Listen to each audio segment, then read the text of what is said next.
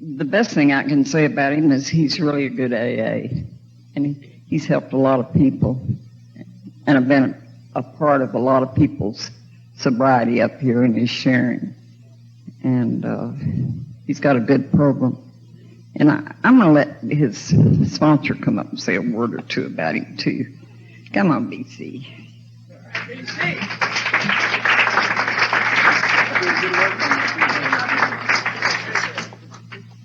I'm BC Miller. I'm an alcoholic and drug addict. And because this program works, I haven't found it necessary to take a drink or do any drugs since May of 1984. For that, I'm truly grateful. And I'm sure Stevie's got plenty to say, and anything that I would say would probably be knowing me to be self-serving, so I'm going to let Stevie go right now.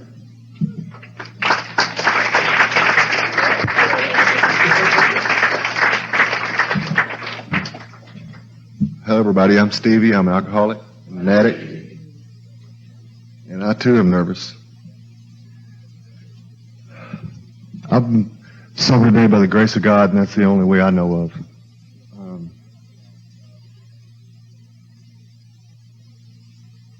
Everything I've done got me here.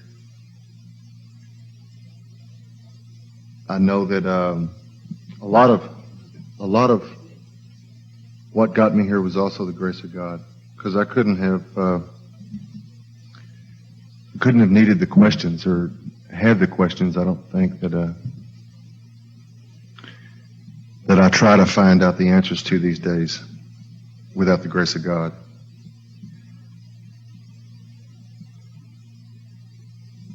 I started off my drinking and using career, I guess, early 60s, when I was somewhere around 7 or 8 years old. Grew up in an alcoholic family. My father was an alcoholic, and even though I saw the problems that alcohol caused in our family, I still found it attractive for some reason. I don't know what that was. I thought I was missing something. I was always a kid who was afraid I was going to miss something.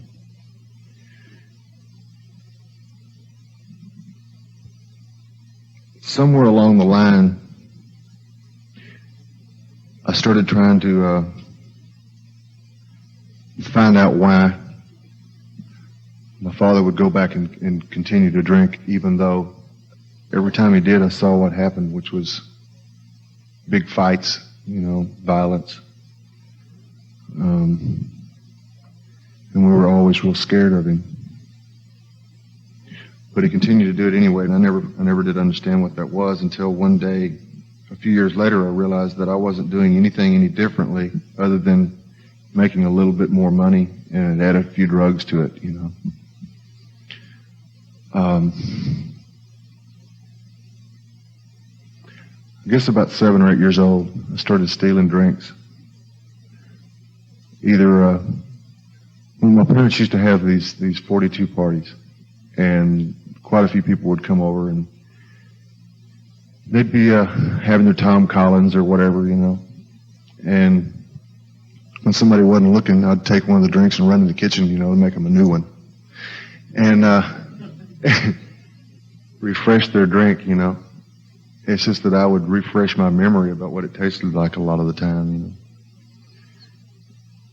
I never really thought that it tasted very good or anything. And then one day I tried to make myself a drink out of my dad's bourbon. It was in the freezer. It didn't taste very good either. I guess it was the wrong brand or something. I don't know. But somewhere along the line, I started finding that attractive somehow. About the same time, a ear, nose, and throat doctor who, it was general practice with him when you went in for him to take a look up your nose, he would squirt you full of what I later found out was a strong solution of liquid cocaine. And I never really knew why my face was numb when I left there. and why I felt a little different, but I later on found out that I didn't know how to breathe without the stuff. Because it was in a nose spray he gave me. The first bottle said use, once every 24 hours. The second bottle said use 2 or 3 sprays every 12 hours, and the next one said use as needed. And I did.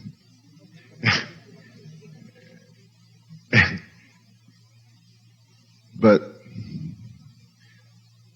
I guess as I was going into junior high was when I really started trying to drink. We'd moved to Graham, Texas, and I really didn't want to go at all. I'd gotten in the first band that I really wanted to be in, and was excited about it, and we had to move, and I had to give up everything, including my way. We got to Graham, and my parents had told me we were going to be there for about 6 weeks, and that was about 6 weeks into the 6 months that we stayed there. While I was going to school there, actually the first day I went to school there in Graham, Texas, just to show you how much I liked it. I got kicked out of school 3 times the first day, and I didn't even do anything. I just went to school, and they didn't like how my belt was, or they didn't like how my hair was cut twice, And I real quick found this guy that sold Alka-Seltzer bottles full of sour mash. And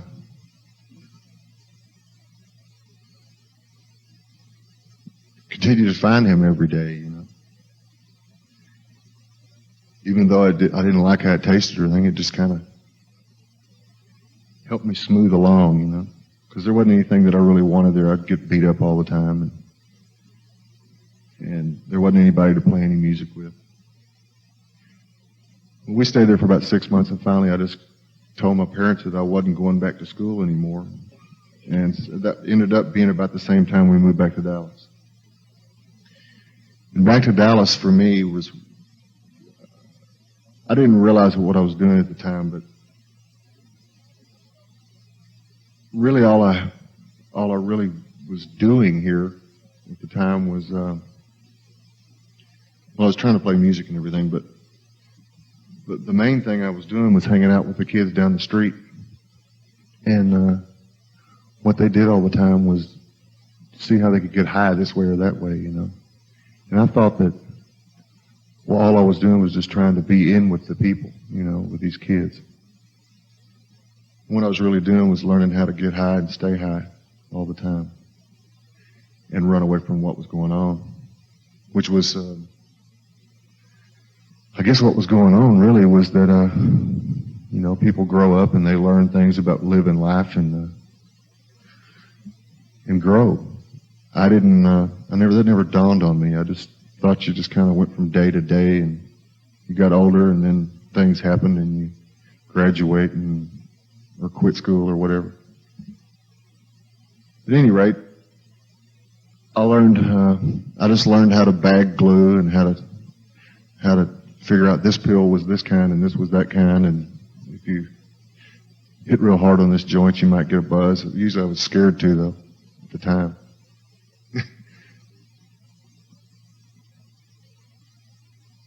The thing is that was the only thing I knew how to do. The only thing I knew how to do was just try to get by every day. I wasn't really learning anything about living life. There was really no information at home because I couldn't. It was pretty violent in my house. I couldn't go and ask my dad about things.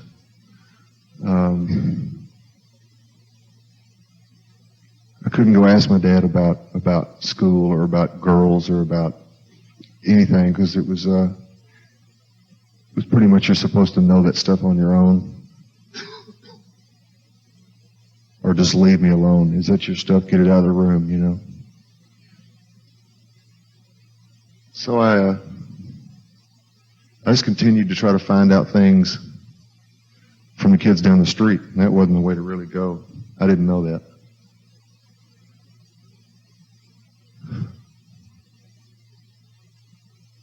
What I did keep learning though was about bands and not to blame my drinking or anything on bands, but I sure learned a lot about it there. Because that was and still is, unfortunately, in a lot of places that's where a lot of the myth about it's real neat to get high or real cool to get high. That's where I learned a lot of it. Because a lot of the people I really looked up to really knew how to drink and really knew how to get high. And along with every time I would get in a better band, it seemed like there were better drugs. And better brand of a gin or whatever, you know.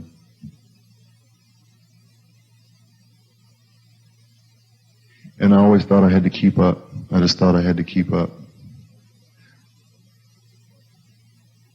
Why that was, I don't know. I would see someone who I really cared about and know that this is a pattern that's gone on most of my life, and I still don't understand why it's attractive to me, or has been. I would see someone who I really cared and loved, cared for and loved, and that they couldn't do anything unless they were shooting something, and I would see that it would be literally killing them, and that would be a good reason for me to try it. I don't know. I don't understand that. That's a pattern that I developed. I saw it with my father. I saw it with very close friends, and I've seen it with people who are no longer alive, you know. I'm glad to say that I'm not doing that anymore. Because there was a stage in my life where I got to experimenting. Not like I thought experimenting was in the first place, but what happens to you if you do this much, you know. There was a time in my life when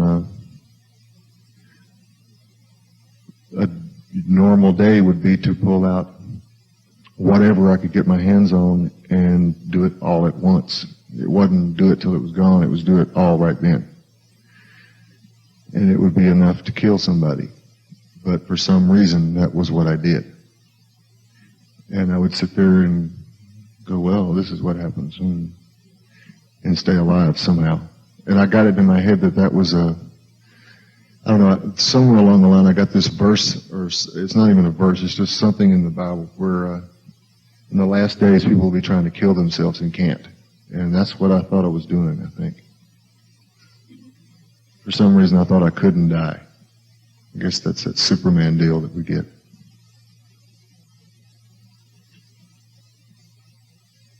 Through the years, all this progressed, and I just got to where everything I was doing was on a road to killing me. The only thing that I was doing that wasn't destructive was trying to play music, but that was really quickly everything else. I still cared about someday finding something that meant something to me inside and with another person or with other people. I still cared about growing somehow, but bit by bit all of that was going somewhere in the past where I couldn't reach it anymore. It was like something that I couldn't reach anymore, something that I just could dream about.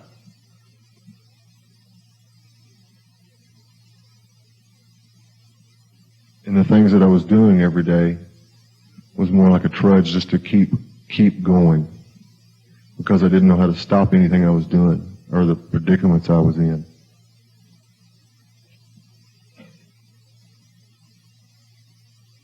Then one day about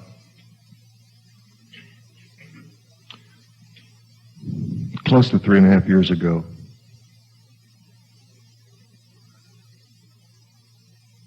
I started realizing that I could not live on the way I was going, but I could not stop either. I didn't know how to stop, and I knew that I couldn't keep going. That was a real strange place to be for me, because I literally could not imagine the next day without a big bag of dope and several bottles of whiskey.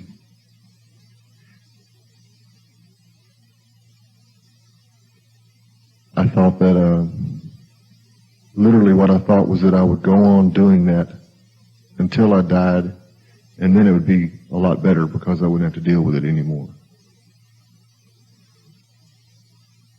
And in my mind, that seemed like a real good solution, because I wouldn't have to deal with it anymore, but the people that I was mad at would. You know? I don't know why that seemed so neat to me.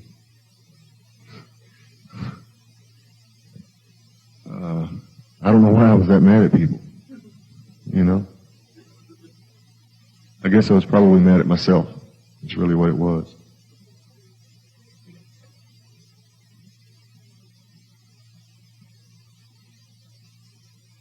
Because to be honest, at the time I thought those people were really trying to get revenge on me or whatever, and that's why they did the things that they were doing. And really, the truth of the matter was that I was just trying to get revenge on people that I couldn't understand, you know.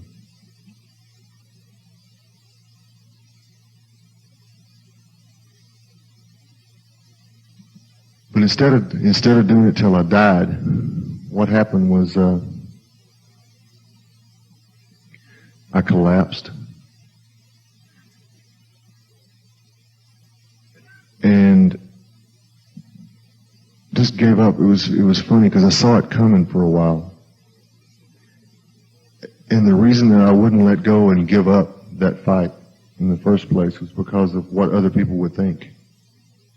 You know, what they would think. Not that they would find out that I was getting loaded, or not that they would find out how bad off I'd gotten, but that they would think that I was weak because I gave up. And it took a lot to find out that that was the stronger thing to do, was to say, I can't do this anymore. You know, I have to live instead of die.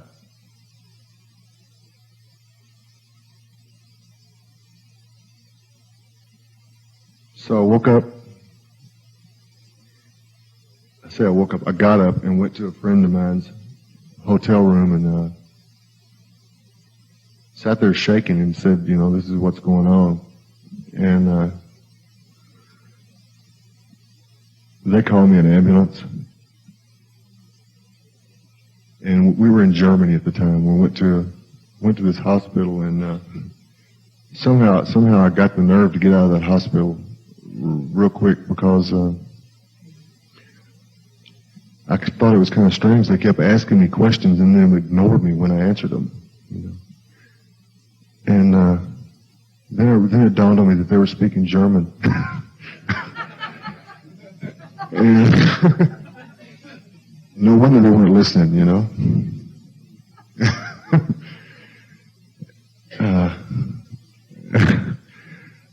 I did get out of there and went to it was a couple of days later, but I ended up going to a hospital, or going to see a doctor in London.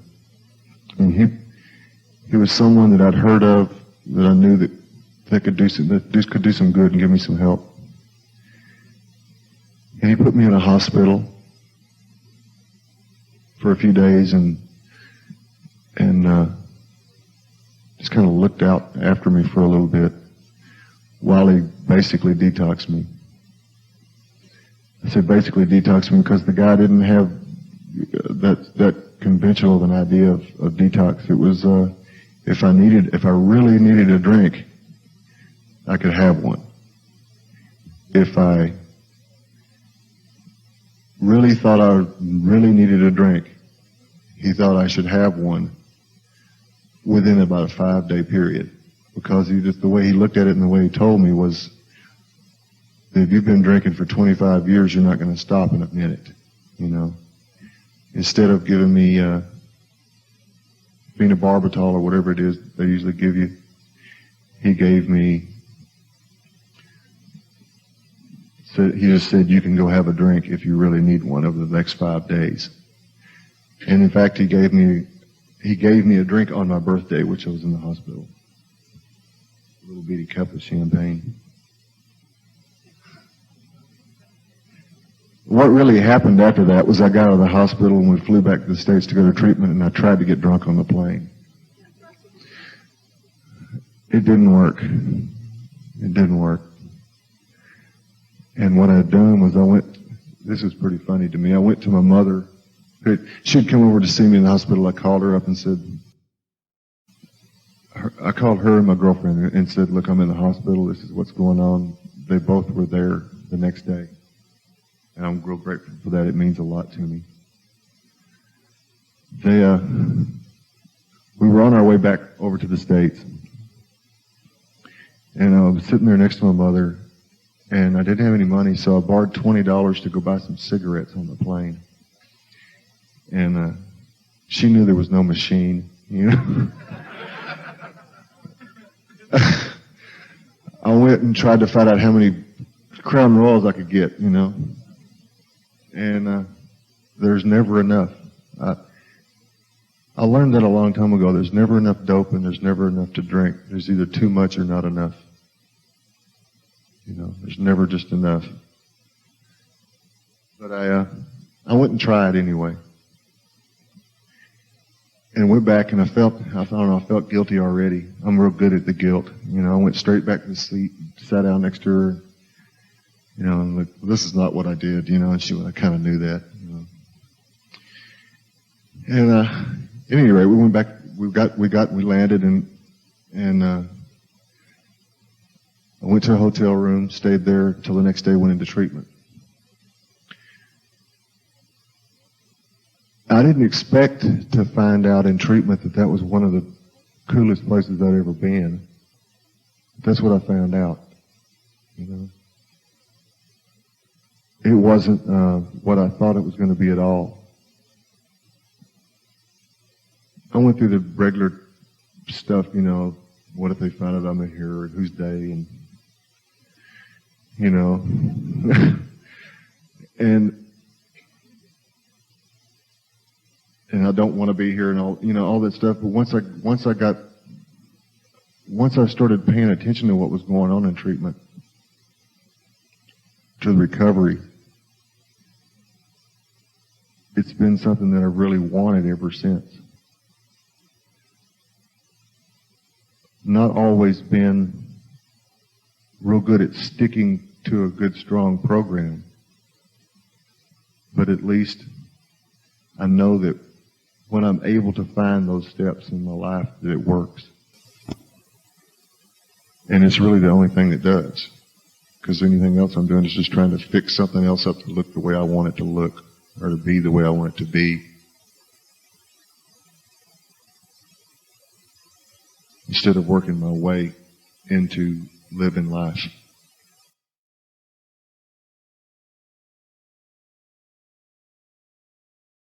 What I found in treatment was the same thing that I find in a meeting when I'm in the right place, in my heart at a meeting, and that's a bunch of people trying to help each other live life and grow in it. That's always been something that I've wanted to know about, and it's always been something that I've wanted to do. It's not always been something that I've done. Sometimes I don't even know what grow means. But it's something that I find every once in a while I find growth. And then I feel like me. If that's not where I'm at, then I feel like a shell with a bunch of static going on. That's really the way I feel.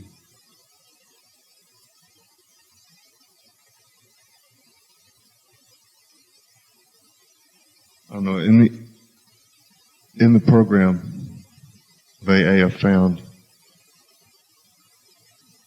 the only real lasting happiness that I've ever had. And it lasts whether I can really reach it or not. I don't know if that makes sense to you or not, but I know that it's there even though I can't always feel it. Because I know it's not out of something that I've made or bought or conned somebody out of. It's something that's bound to be real.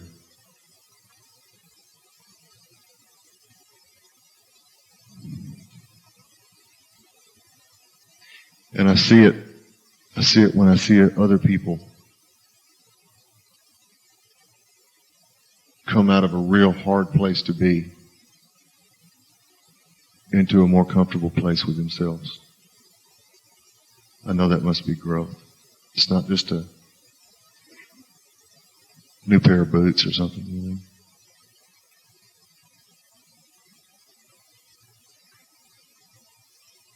I don't know, the hardest things that I've learned so far, I guess, are probably letting go of my own way, getting my own way, other people acting the way that I think they should act, or looking the way that I think they should look.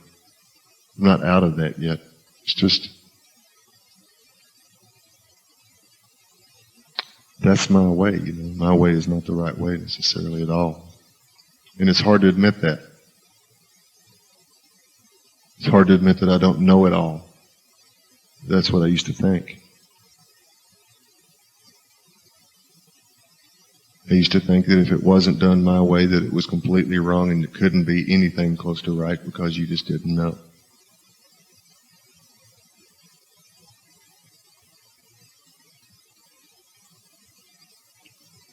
I don't know, sometimes I find out that it's real comfortable not knowing everything, you know, not knowing anything, in fact. It's funny, I'm real uncomfortable saying that right now, but that's the truth.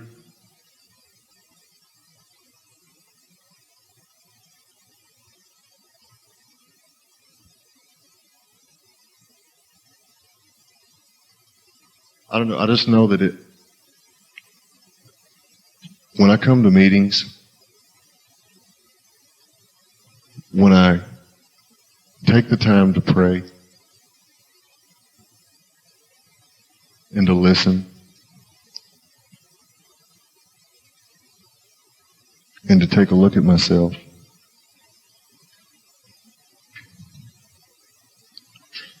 and try to change, that I grow.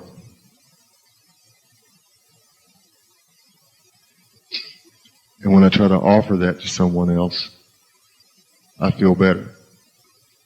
And that I don't have any need to drink or to take any drugs. And if that's what this program does, if that's all it does, then it's helped me a whole lot. Because that's all I used to know, was drinking and using drugs. It's really all I knew.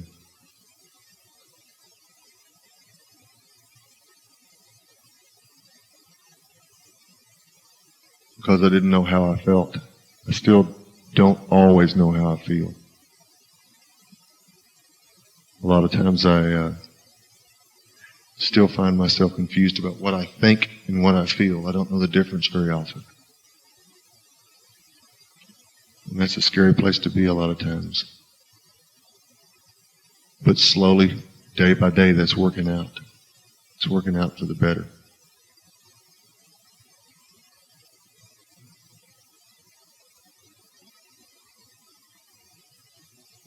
It's been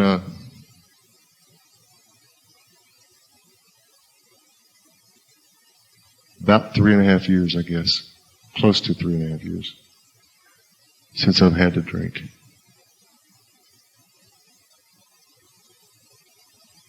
And it struck me New Year's Eve that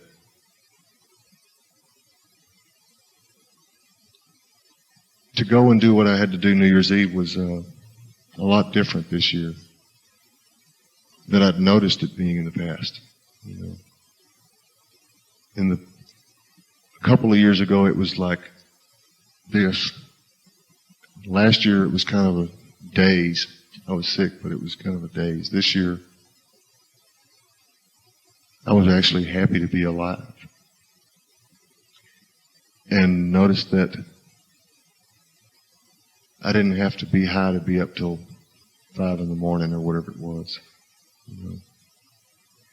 And that I could look out and realize that I'm starting a new year with new things to try to do, new things to try to care about. And one of them was me, and one of them was y'all. And what I do with my life. And commitments. You know. Commitments has been another thing that I've never been very good at in my life. Oh, I could get caught up in something. Real good. You know. I could get caught up in the mirror combing my hair, you know. Or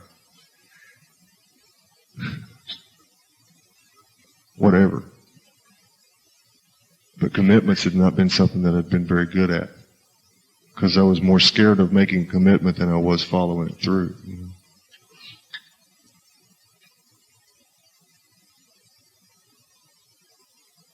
But I realize that I'm still alive now. And that's an amazing thing to me. When I was 17, I thought I wouldn't make it to 21. When I made it to 21, I thought something's up, you know. You know, what's going on here? When I passed 30, I thought something's wrong. I don't know, I'm just glad to be alive today. Glad to be alive today.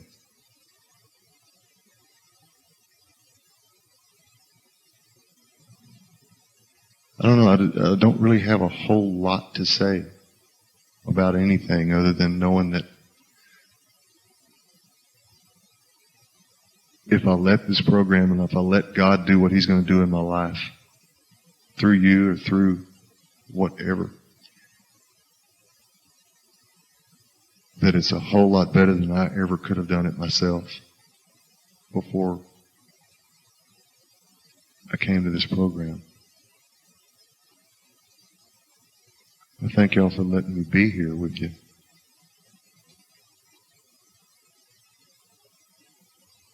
Whether I know what to say about it or not, it means a lot to me. And I thank you, okay?